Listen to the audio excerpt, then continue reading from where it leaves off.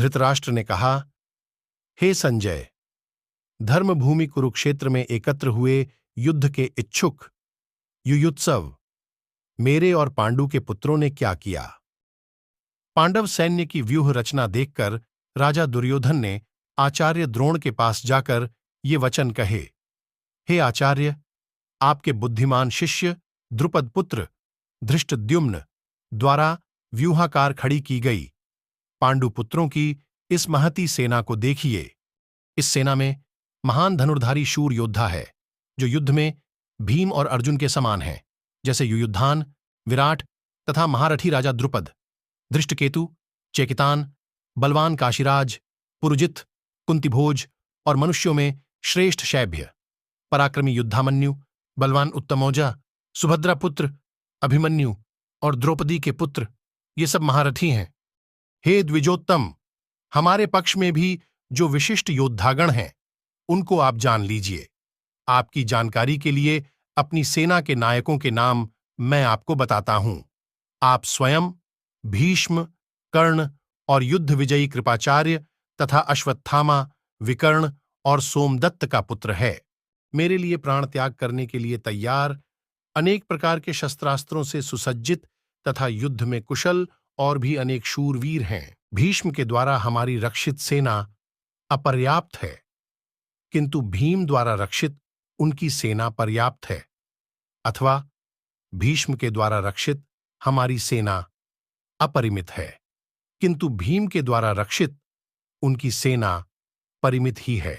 विभिन्न मोर्चों पर अपने अपने स्थान पर स्थित रहते हुए आप सब लोग भीष्म पितामह की ही सब ओर से रक्षा करें। उस समय कौरवों में वृद्ध प्रतापी पितामह भीष्म ने उस दुर्योधन के हृदय में हर्ष उत्पन्न करते हुए उच्च स्वर में गरज कर शंख ध्वनि की।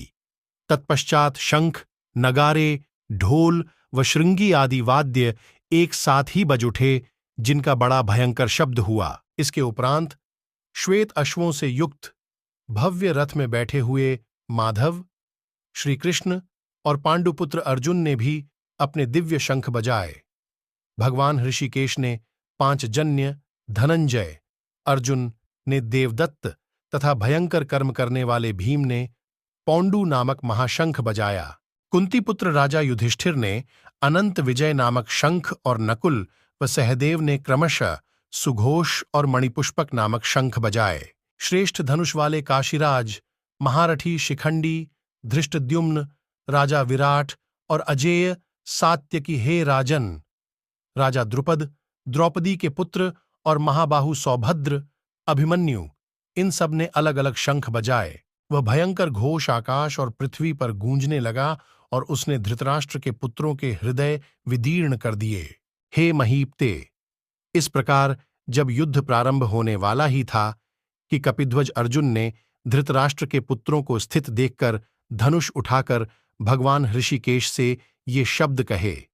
अर्जुन ने कहा, हे अच्युत, मेरे रथ को दोनों सेनाओं के मध्य खड़ा कीजिए, जिससे मैं युद्ध की इच्छा से खड़े इन लोगों का निरीक्षण कर सकूं कि इस युद्ध में मुझे किन के साथ युद्ध करना है।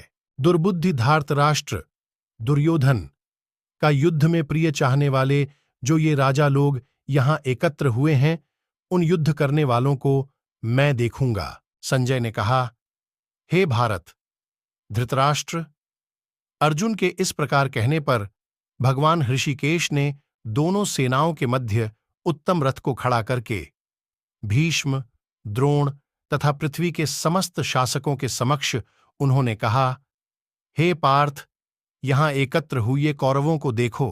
वहां अर्जुन ने उन दोनों सेनाओं में खड़े पिता के भाइयों, पितामहों, आचार्यों, मामा, भाइयों, पुत्रों, पौत्रों, मित्रों, श्वसुरों और सुहृदों को भी देखा।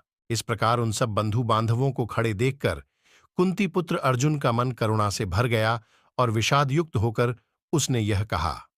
अर्जुन ने कहा, हे कृष्ण, युद्ध की इच्छा रखकर उपस्थित हुए इन स्वजनों को देखकर मेरे अंग शिथिल हुए जाते हैं, मुख भी सूख रहा है और मेरे शरीर में कंप तथा रोमांच हो रहा है।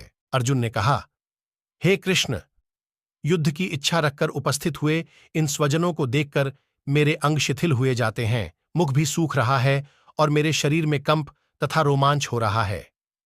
मेरे हाथ से गांडीव, धनुष गिर रहा है और त्वचा जल रही है।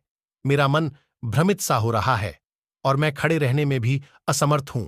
हे केशव, मैं शकुनों को भी विपरीत ही देख रहा हूं और युद्ध में अपने स्वजनों को मारकर कोई कल्याण भी नहीं देखता हूं। हे श्री कृष्ण, मैं न विजय चाहता हूं, न राज्य और न सुखों को ही चाहता हूं। हे गोविंद, हमें राज्य से अथवा भोगों से और जीने से भी क्या प्रयोजन है। हमें जिनके लिए राज्य, भोग और सुखादि की इच्छा है, वे ही लोग धन और जीवन की आशा को त्याग कर युद्ध में खड़े हैं। वे लोग गुरुजन, ताऊ, चाचा, पुत्र, पितामह, श्वसुर, पोते, श्यालक तथा अन्य संबंधी हैं।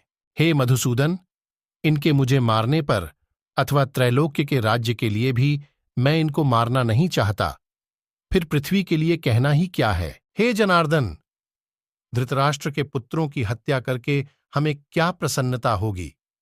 इन आतताइयों को मारकर तो हमें केवल पाप ही लगेगा। हे माधव, इसलिए अपने बांधव धृतराष्ट्र के पुत्रों को मारना हमारे लिए योग्य नहीं है, क्योंकि स्वजनों को मारकर हम कैसे सुखी होंगे। यद्यपि लोभ से भ्रष्टचित्त हुए ये लोग कुलनाशकृत दोष और मित्रद्रोह में पाप नहीं देखते हैं, परंतु हे जनार्दन, कुलक्षय से होने वाले दोष को जानने वाले हम लोगों को इस पाप से विरत होने के लिए क्यों नहीं सोचना चाहिए। कुल के नष्ट होने से सनातन धर्म नष्ट हो जाते हैं। धर्म नष्ट होने पर संपूर्ण कुल को अधर्म, पाप दबा लेता है। हे कृष्ण, पाप के अधिक बढ़ जाने से कुल की स्त्रियां दूषित हो जाती हैं। और हे वार्ष्णेय, स्त्रियों के दूषित होने पर वर्ण संकर प्रजा उत्पन्न होता है। वह वर्ण संकर कुलघातियों को और कुल को नरक में ले जाने का कारण बनता है। पिंड और जलदान की क्रिया से वंचित इनके पितर भी नरक में गिर जाते हैं। इन वर्णसंकर कारक दोषों से, कुलघाती दोषों से सनातन कुलधर्म और जाति धर्म नष्ट हो जाते हैं। हे जनार्दन, हमने सुना है कि जिनके यहां कुल धर्म नष्ट हो जाता है, उन मनुष्यों का अनियत काल तक नरक में वास होता है।